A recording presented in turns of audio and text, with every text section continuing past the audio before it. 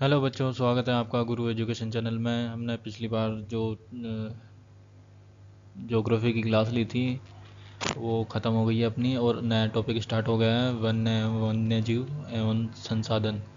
तो ये ज्योग्राफी का लेक्चर 2 है और अपना मतलब यू चैप्टर नंबर 2 है और अपना लेक्चर 1 है।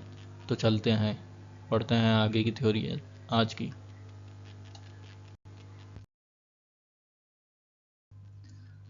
वन्य जीवन संसाधन। इस ग्रह पर हम सूक्ष्म जीवाणु और बैक्टीरियाओं जोक से लेकर वटवृक्ष, हाथी और ब्लू व्हेल तक करोड़ों दूसरे जीवधारियों के साथ रहते हैं। यह पूरा आवासीय स्थल है जिस पर हम रहते हैं। अत्यधिक जैव विविधताओं से भरा हुआ है। मानव और दूसरा जीवधारी एक जटिल पारिस्थितिकी तंत्र है जो निर्माण करते हैं, जिसका हम मात्र एक हिस्सा है। मतलब संसाधन और वन्य जीवों का हिस्सा है अपन। और अपने अस्तित्व के लिए इसके विभिन्न तत्वों पर निर्भर करते हैं। उदाहरण लेते हैं अपन वायु, जिसे हम सांस लेते हैं, जल जिसे हम पीते हैं, और मृदा जो अनाज पैदा करती है, जिसके बिना हम जीवित नहीं रह सकते। पौधे, पशु और सूक्ष्म जीव इनका पुनः सृजित करते हैं। वन्य जीव पारिस्थितिकी तंत्र में महत्वपूर्ण भूमिका निभाते हैं, क्योंकि ये प्राथमिक उत्पादन जिन जिन पर दूसरे सभी जीवों पर निर्भर करते हैं।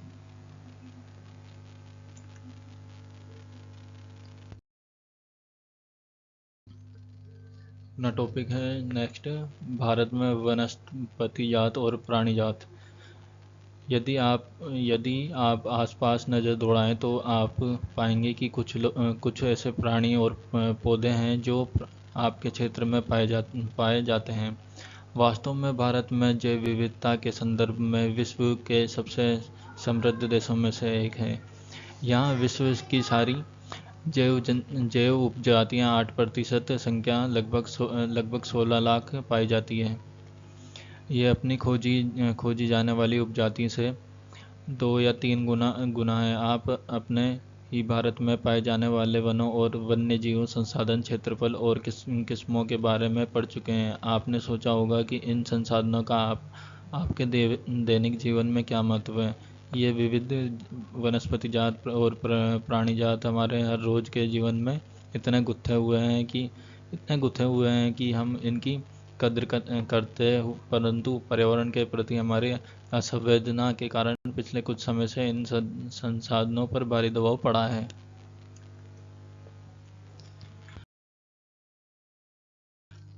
अब हम विभिन्न प्रकार के पौधे और प्राणियों की जातियों के बारे में पता लगाएं। अंतर्राष्ट्रीय प्राकृतिक संरक्षण और प्राकृतिक संसाधन एवं IUCN के अनुसार इनको निम्नलिखित श्रेणी में विभाजित किया गया है।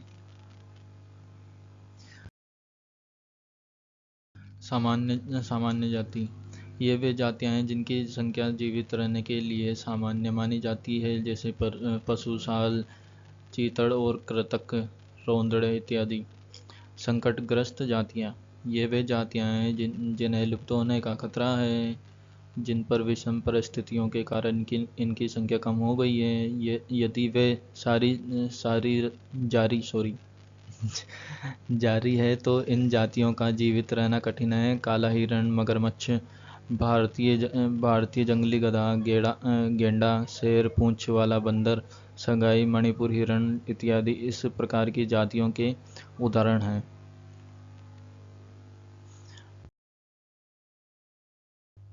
सुभेग जातियाँ। ये वे जातियाँ हैं जिनकी संख्या घट रही है। यदि इनकी संख्या पर विपरीत प्रभाव डालने वाली परिस्थिति नहीं बदली जाती और इनकी संख्या घटती रहती है तो ये संकटग्रस्त जातियों की श्रेणी में शामिल हो जाएंगे। नीली भेड़, एशियाई हाथी, गंगा नदी के डॉल्फिन इत्यादि इस प्रकार की जातियों के उदाहरण हैं।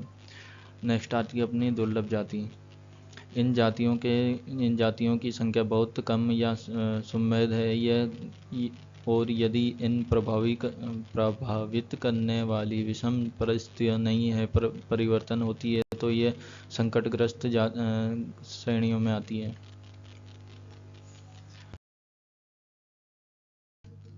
स्थानीय जातियाँ प्राकृतिक या भौगोलिक सीमाओं से अलग विशेष क्षेत्रों में पाए जाने वाली जातियाँ अंडमानी टील, निकोबार कबूतर, अंडमानी जंगली सूअर और अरुणाचल के मिथुन जिन जातियों के उदाहरण हैं।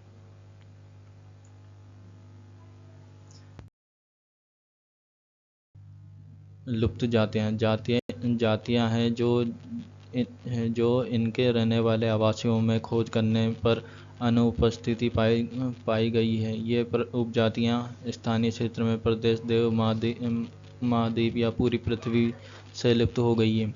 ऐसी प्रजातियों में ऐसे चीता और गुलाबी सिर वाली बतख है।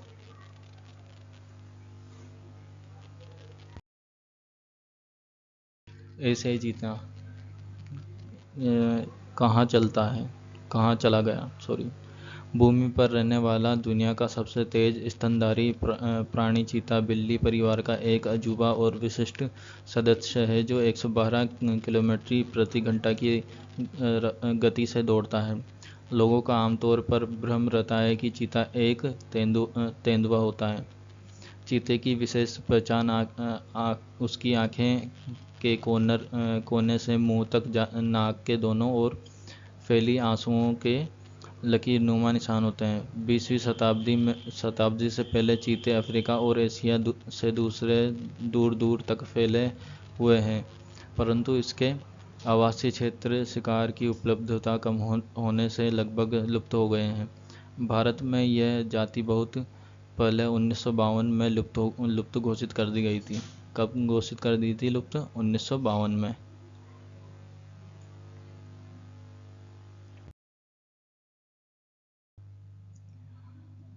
नेक्स्ट अपना है, वे प्रतिकूल कारक कौन से हैं जिनके वनस्पति जात और प्राणी जात का ऐसा भयानक हादसा हुआ। यदि आप चारों ओर नज़र दौड़ाएंगे तो यहाँ आप पाएंगे किस प्रकार के हमें प्रकृति के संसाधनों से परिवर्तित कर दिया गया है। जैसे ये बिच्छू है, ये बतख, ETC।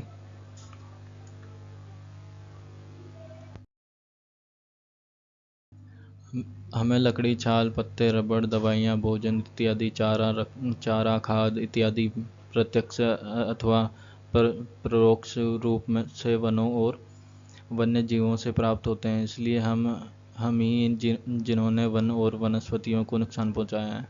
मतलब मानव द्वारा ही नुकसान पहुंचाया गया है वनस्पतियों को और जंगलों को। भारत में वनों को सबसे बड़ा नुकसान औपनिवेशिक काल में रेल लाइन, कृषि, व्यावसायिक, वाणिज्य, वानिकी और खनन क्रियाओं में वृद्धि से हुआ है।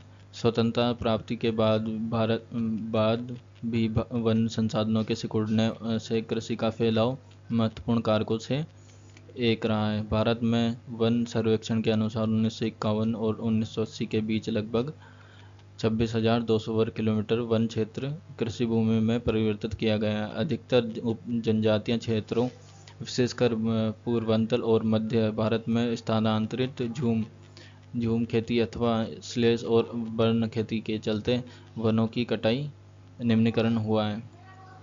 बर्न खेती मतलब जैसे अभी के टाइम पे जो खेती करने के बाद उसको जला दिया जाता है, फिर उसके बाद उसकी खुदाई वगैरह की जाती है और वापस फसल बोई जाती है, उसको बर्न खेती कहते हैं।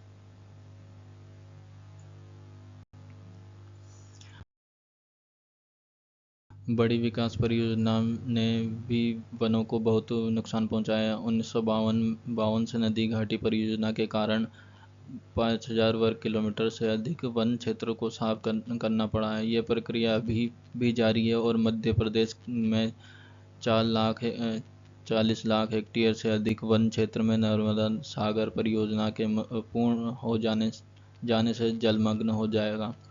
वनों की बर्बादी में खनन ने महत्वपूर्ण भूमिका निभाई है। पश्चिम बंगाल में बक्सा टाइगर रिजर्व डोलोमाइट के खनन के कारण गंभीर खतरे में है।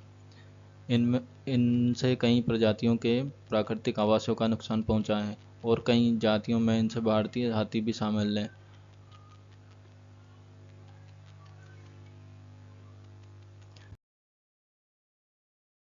बहुत से वन अधिकारी और पर्यावरणविद यह मानते हैं कि वन संसाधनों की बर्बादी, पशुचारण और ईंधन के लिए लकड़ी कटाई का मुख्य भूमिका निभाते हैं। यद्यपि इसमें कुछ सच्चाई हो सकती है, परंतु चारे, ईंधन हेतु लकड़ी की आवश्यकता पूर्ति मुख्यतः पेड़ों की टहनियाँ काटकर की जाती है, न कि पूरे पेड़ काटकर।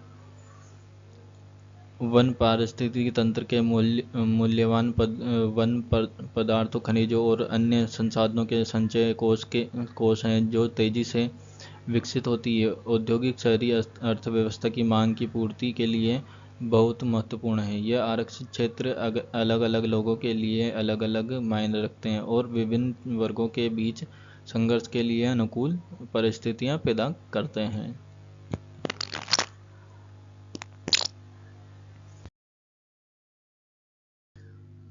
भारत में जैव विविधता को कम करने वाले कारकों में वन्य जीव के आवास का विनाश, जंगली जानवरों को माना व अखेट, पर्यावरणीय प्रदूषण और विषाक्रियता और दावानल आदि शामिल है। पर्यावरण विनाश के अन्य मुख्य कारकों में संसाधन का असमान बंटवारा व उनका असमान उपयोग, पर्यावरण के रखरखाव की जिम्मेदारियों में असमानता शामिल करता है। आमतौर पर विकासशील देशों में पर्यावरण विनाश का मुख्य दोषी अत्यधिक जनसंख्या को मानता है। किसको मानता है? अत्यधिक जनसंख्या को। और ये बात सही भी है। यद्यपि एक अमेरिकन नागरिक का औसतन संसाधन उपयोग एक सोमाली नागरिक के औसतन उपयोग से 40 गुना ज़्यादा है। इसी प्रकार शायद भारत के 5% गरीब लोग 25% गरीब लोगों की तुलना में अपने संसाधन उपयोग द्वारा पर्यावरण को अधिक नुकसान पहुंचाने में तथा इन 5% लोगों की पर्यावरण रखरखाव में कोई जिम्मेदारी नहीं है। प्रश्न यह है कि क्या कोई कितना। थैंक यू बच्चों, अपन पढ़ेंगे नेक्स्ट क्लास में लेक्चर नंबर 2, संसद एवं